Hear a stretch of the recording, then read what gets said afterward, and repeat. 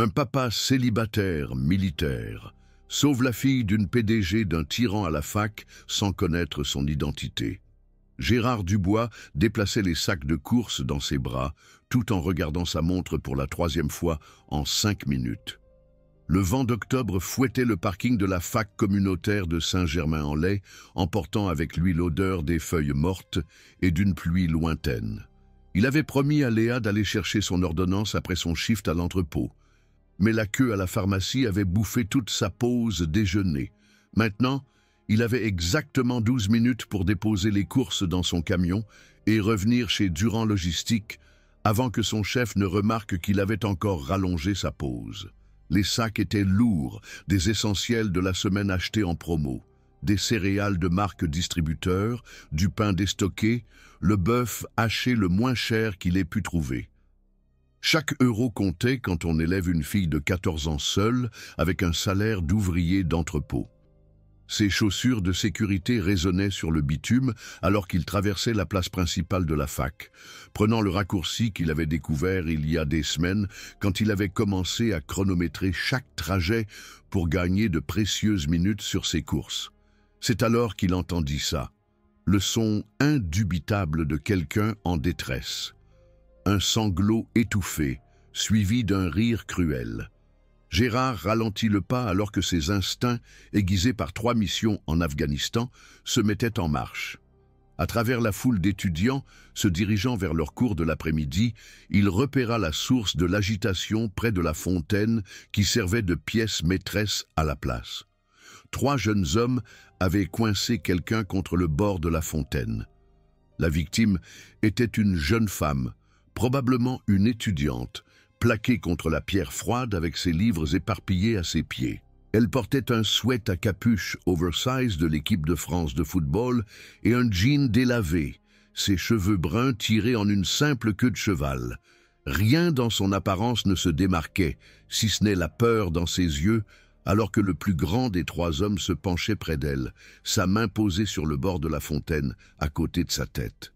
« Allez, Chloé !» dit le tyran, sa voix résonnant sur la place. « Tu te crois trop bien pour nous?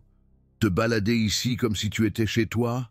La femme, Chloé, essaya de se décaler, mais un autre des tyrans lui bloqua le passage. « S'il te plaît, laisse-moi aller en cours, » dit-elle, sa voix stable malgré le tremblement que Gérard pouvait détecter. « Je ne t'ai rien fait, Kevin. » Kevin rit, le son dur et moqueur. « Rien fait ? Tu m'as fait virer de l'équipe de rugby avec ta plainte au doyen. Tu as ruiné mes chances de bourse. » Il attrapa la sangle de son sac à dos, la tirant assez fort pour la faire trébucher. « Tout ça parce que je t'ai invité à sortir plusieurs fois. T'aurais juste pu dire oui comme une personne normale. » Gérard posa soigneusement ses sacs de course à côté d'un banc. Autour d'eux, d'autres étudiants passaient en hâte, certains filmant avec leur téléphone, mais aucun intervenant. Il avait déjà vu ça. L'effet spectateur dans toute sa splendeur. Tout le monde supposait que quelqu'un d'autre allait aider. Ses mains se contractèrent inconsciemment, la mémoire musculaire de ses jours militaires refaisant surface. Il ne cherchait pas les ennuis. Dieu sait qu'il ne pouvait se permettre aucune complication qui pourrait compromettre son travail. Mais il pensa à Léa, l'imagina à la place de Chloé, et sa décision fut prise. « Ça suffit », dit Gérard, sa voix tranchant la tension comme une lame. Les 4 jeunes se tournèrent vers lui. Il avança à pas mesurés, sa posture détendue, mais prête. Kevin se redressa, l'évaluant. Gérard savait ce que le gamin voyait. Un homme d'une 40aine d'années portant une veste Carhartt, délavée par-dessus un uniforme d'entrepôt, des mains abîmées par le travail, un visage marqué par le soleil et le stress. Rien de menaçant à première vue, si ce n'est sa façon de bouger, économe et déterminée. « Ce ne sont pas tes affaires, le vieux, » dit Kevin, gonflant le torse. Le gamin avait peut-être 10 centimètres et 20 kilos de plus que Gérard, tout ça en muscles de salle de sport. Ses 2 amis le flanquaient, essayant d'avoir l'air intimidant. « Barre-toi !» Gérard se positionna entre Chloé et ses bourreaux, pas agressif, mais inamovible. « En fait, ce sont mes affaires. Tu vois, d'où je viens, 3 mecs qui harcèlent une femme, ce n'est pas juste mal, c'est lâche. » Il garda sa voix conversationnelle, presque amicale. Alors voilà ce qui va se passer. Vous allez vous excuser auprès de cette jeune femme, ramasser ses livres, et ensuite vous allez vous en aller. Et si j'entends parler de vous qui l'embêtez à nouveau, on va avoir une autre sorte de conversation. Le visage de Kevin rougit. Tu me menaces? Je vais te faire arrêter. Mon père est avocat. Pas une menace, dit Gérard calmement. Juste une explication des conséquences. Tu vois, je n'ai rien à perdre. Job à la con, camion pourri, appart de location. Toi, par contre, tu es étudiant. Tu as un avenir à protéger. Sois intelligent. Un des amis de Kevin tira sur son bras. Laisse tomber, mec, ça ne vaut pas le coup. Mais l'orgueil de Kevin était blessé maintenant. Il fit un pas en avant, son poing se relevant. Gérard avait vu le coup venir de loin. Il se décala légèrement, le coup de poing de Kevin sifflant à côté de son oreille, et utilisa l'élan du gamin pour le guider dans un trébuchement contrôlé qui l'envoya à genoux. C'était fini en moins de 2 secondes, si fluide que les observateurs auraient pu penser que Kevin avait simplement trébuché. Comme je l'ai dit, continua Gérard sur le même ton calme, offrant à Kevin une main que celui-ci repoussa avec colère. Ramasse les livres de la demoiselle et excuse-toi. Les amis de Kevin étaient déjà en train de ramasser les affaires éparpillées de Chloé, leur courage s'évaporant. Kevin se releva, le visage brûlant de honte et de rage. Pendant un instant, Gérard pensa qu'il allait réessayer, mais la foule qui s'était rassemblée, les téléphones toujours en train de filmer, sembla lui rappeler où il était. « Ce n'est pas fini !» marmonna Kevin, mais il attrapa le dernier manuel de Chloé et le lui tendit brutalement. « Désolé !» cracha-t-il, le mot comme un poison dans sa bouche. Puis il s'éloigna en traînant les pieds, ses amis le suivant. Gérard attendit qu'il soit hors de vue avant de se tourner vers Chloé. De près, il remarqua des choses qu'il avait manquées auparavant. La qualité de ses baskets, malgré leur aspect délibérément usé, la montre connectée chère qu'elle avait essayé de cacher sous la manche de son sweat à capuche, les reflets subtils dans ses cheveux qui semblaient avoir été faits par un professionnel. « Ça va ?» demanda-t-il. Chloé hocha la tête, serrant ses livres contre sa poitrine. « Merci. Merci beaucoup. Il me suit depuis des semaines. La sécurité de la fac a dit qu'il ne pouvait rien faire à moins qu'il ne... » Elle s'interrompit, puis le regarda avec des yeux curieux. « Comment vous avez fait ça? La façon dont vous l'avez déplacé? » « Juste de la chance, » dit Gérard, reculant déjà. Il jeta un coup d'œil à sa montre et réprima un juron. Il allait être en retard. « Vous devriez signaler ça au doyen à nouveau, que ce soit enregistré. » Il se tourna pour partir, mais Chloé attrapa sa manche. « Attendez, s'il vous plaît. Quel est votre nom? Je devrais au moins savoir qui m'a aidé. »« Gérard Dubois, » dit-il, retirant doucement son bras. Et ce n'était rien. N'importe qui aurait fait la même chose. « Non !» dit Chloé doucement, regardant la foule d'étudiants qui se dispersaient et qui n'avaient rien fait d'autre que filmer. Ils ne l'auraient pas fait. Et ils ne l'ont pas fait. Gérard récupéra ses sacs de course, très conscient de la glace qui était probablement déjà en train de fondre. « Prenez soin de vous, » dit-il, puis il se mit à courir vers son camion, son esprit déjà concentré sur l'excuse qu'il allait devoir donner à son chef. Derrière lui, Chloé le regarda partir, sortant son téléphone avec des mains tremblantes. 2 semaines passèrent, et Gérard avait presque oublié l'incident. La vie avait une façon d'avancer implacablement quand on vivait au jour le jour. L'entrepôt entrait dans sa saison chargée avec l'approche des fêtes de fin d'année, ce qui signifiait que des heures supplémentaires étaient disponibles. Gérard s'inscrivit à tous les shifts supplémentaires qu'il pouvait obtenir. Léa avait besoin de nouvelles bottes d'hiver. Ses anciennes tombaient en morceaux et la facture de chauffage allait bientôt exploser. Il était en train d'empiler des palettes dans la section C quand son chef, Michel, s'approcha avec une expression étrange sur son visage. « Dubois, on vous demande au bureau de la direction. » L'estomac de Gérard se noua. « Quoi? Pourquoi ?» Le bureau de la direction était au dernier étage du bâtiment principal, un endroit où les ouvriers d'entrepôt n'allaient que quand ils étaient promus ou virés. Comme il était revenu en retard de sa pause déjeuner 2 fois ce mois-ci, il avait une sensation de naufrage. « Aucune idée, » dit Michel, mais il avait l'air nerveux. « Ils ont juste appelé et ont dit de vous envoyer immédiatement. » Gérard posa son transpalette et se dirigea vers l'ascenseur, son esprit en ébullition. Il ne pouvait pas se permettre de perdre ce travail. L'assurance maladie à elle seule rendait les médicaments de Léa pour l'asthme abordables. Peut-être que s'il expliquait qu'il était un père célibataire, il lui donnerait une autre chance. L'ascenseur sembla prendre une éternité, chaque étage s'ajoutant comme un compte à rebours vers le désastre. L'étage de la direction était un monde différent de l'entrepôt. Des sols en marbre poli, de l'art abstrait sur les murs, des baies vitrées donnant sur la skyline de Paris. Une secrétaire aux ongles parfaitement manucurés lui dit d'attendre devant le bureau de la PDG. Le bureau de la PDG. Le cœur de Gérard se serra encore plus. On n'était pas appelé au bureau de la PDG pour un licenciement standard. Qu'avait-il fait? Ses paumes transpiraient, alors que la lourde porte en chêne s'ouvrait et qu'une voix de femme appelait « Monsieur Dubois, veuillez entrer s'il vous plaît ». Le bureau était plus grand que tout l'appartement de Gérard. Derrière un immense bureau en acajou était assise une femme d'une 40aine d'années, ses cheveux bruns coiffés en un carré professionnel, portant un tailleur qui coûtait probablement plus cher que ce que Gérard gagnait en un mois. La plaque signalétique sur son bureau indiquait « Victoria Chen, directrice générale, Durand Logistique ».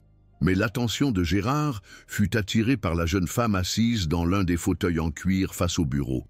Chloé avait l'air différente d'il y a 2 semaines. Ses cheveux étaient décoiffés, elle portait un blazer de créateur sur un jean foncé, et l'étudiante nerveuse qui l'avait aidée avait été remplacée par quelqu'un qui avait l'air très à l'aise dans ce bureau opulent.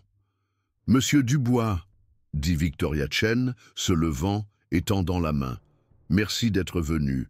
Veuillez vous asseoir. » Gérard lui serra la main, sa confusion augmentant, et s'assit sur la chaise à côté de Chloé, qui lui adressa un petit sourire. « Je suis sûr que vous vous demandez pourquoi vous êtes ici, » continua Victoria reprenant sa place. « Je voulais rencontrer l'homme qui a aidé ma fille. » Les mots mirent un moment à s'enregistrer.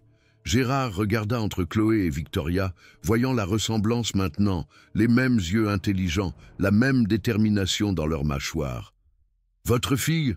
répéta-t-il stupidement. « Maman, tu le rends nerveux, » dit Chloé avec un rire doux. « Monsieur Dubois, Gérard, ma mère possède Durand Logistique. Je suis Chloé Chen. Je ne vous l'ai pas dit ce jour-là parce que... Eh bien, ça n'aurait pas eu d'importance. Et honnêtement, j'ai remarqué que les gens me traitent différemment quand ils le savent. » Victoria se pencha en avant, son expression sérieuse. « Chloé m'a raconté ce que vous avez fait. Comment vous êtes intervenu quand elle était harcelée, sans rien demander en retour, et que vous avez simplement continué votre journée.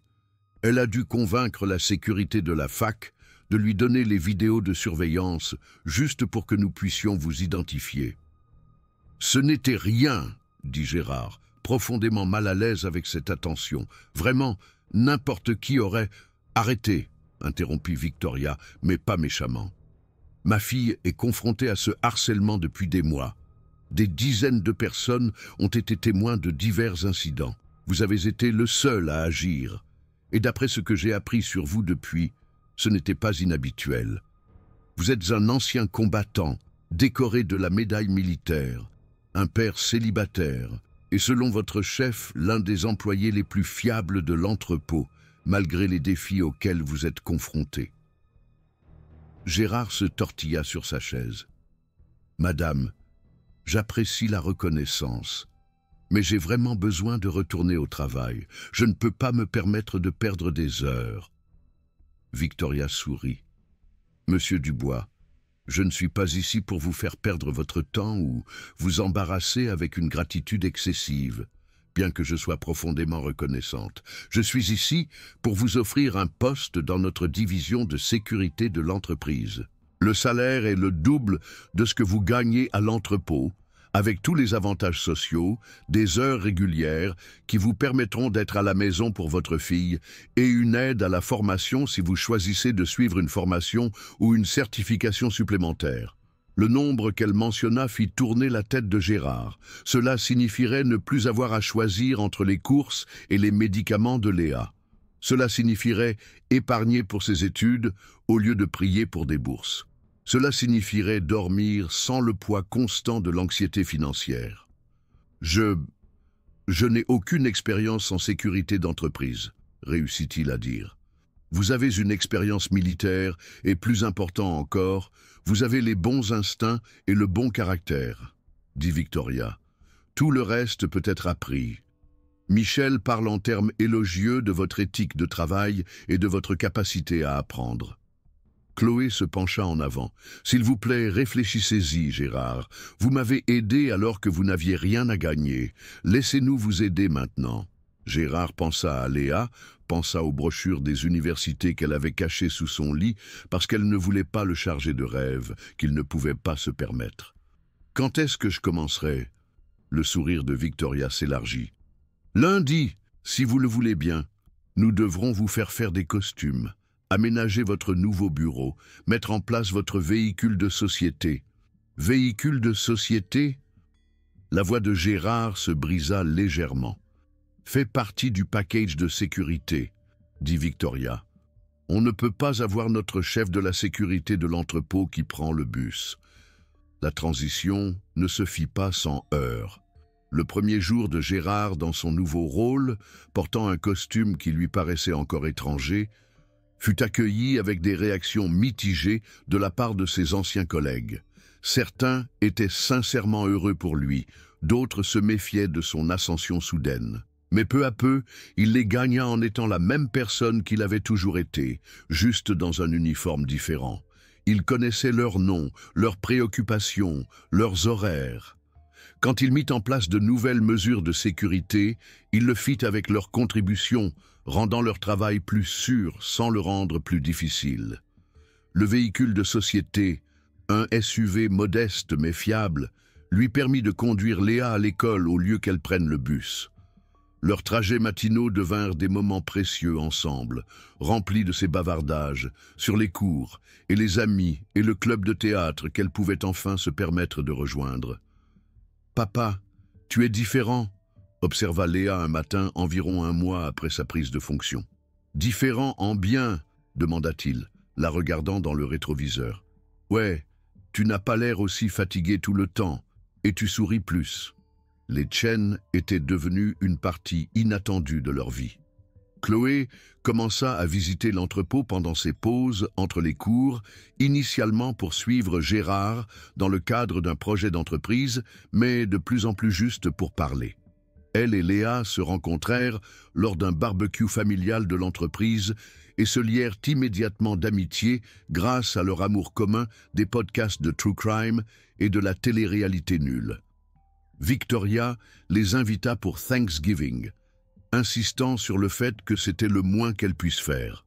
La maison des Chen, un vaste domaine à Neuilly-sur-Seine, aurait dû être intimidante, mais Chloé mit immédiatement tout le monde à l'aise, et bientôt, Léa aidait dans la cuisine, tandis que Gérard et Victoria regardaient le football et parlaient des améliorations de la sécurité pour les opérations en expansion de l'entreprise.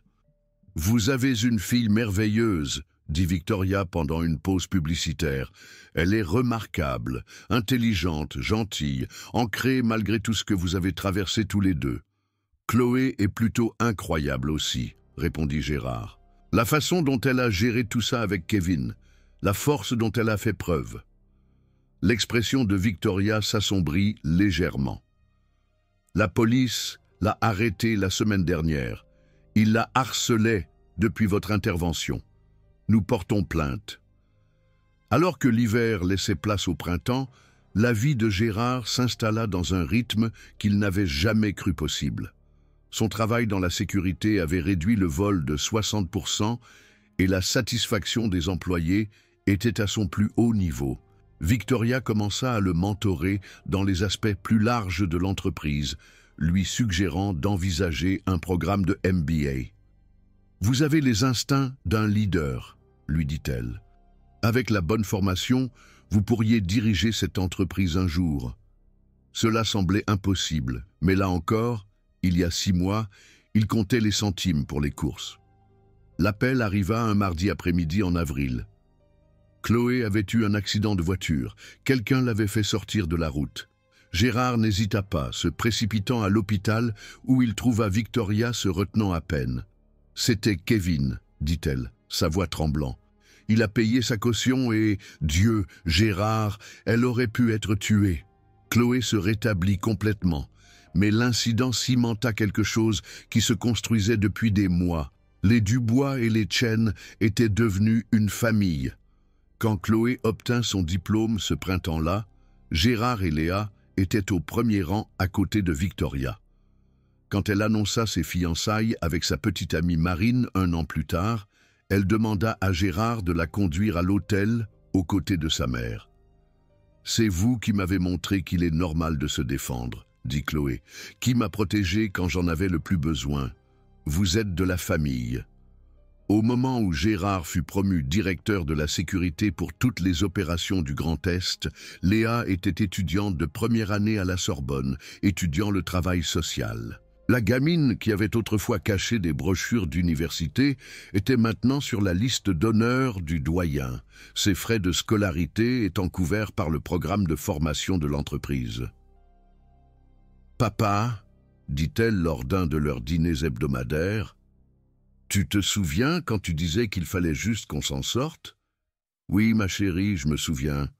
On a fait plus que s'en sortir. On a réussi. » 5 ans après ce jour à La Fontaine, Gérard se tenait dans le bureau de la PDG, son bureau maintenant.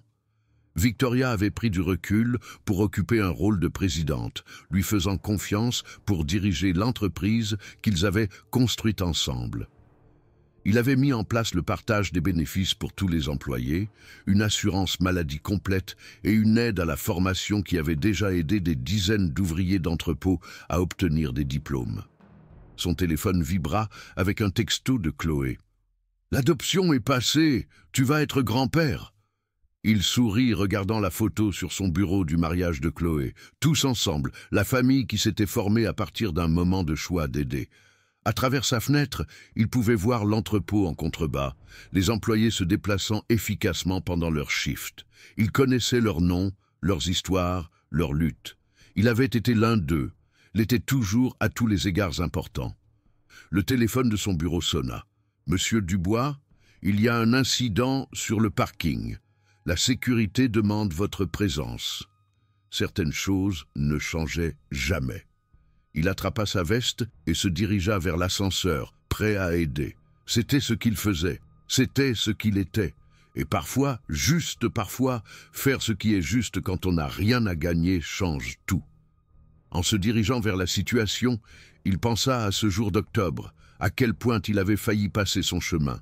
Chaque bonne chose dans sa vie remontait maintenant à ce moment où il avait décidé que le problème de quelqu'un d'autre valait la peine de devenir le sien. L'incident du parking s'avéra mineur, mais alors que Gérard intervenait avec une autorité calme, il vit l'un de ses employés regarder avec respect. « Vous l'avez toujours, monsieur Dubois, » dit l'homme après coup. « Toujours l'un des nôtres. »« Toujours le serait, » répondit Gérard, et il le pensait. Parce que c'était la vérité sur le caractère, il ne changeait pas avec les circonstances. L'homme qui s'était levé pour un étranger quand il n'avait rien était le même homme qui se levait maintenant pour ses employés quand il avait tout. Et cette cohérence, ce noyau d'intégrité avait construit quelque chose de beau à partir d'un simple moment de courage.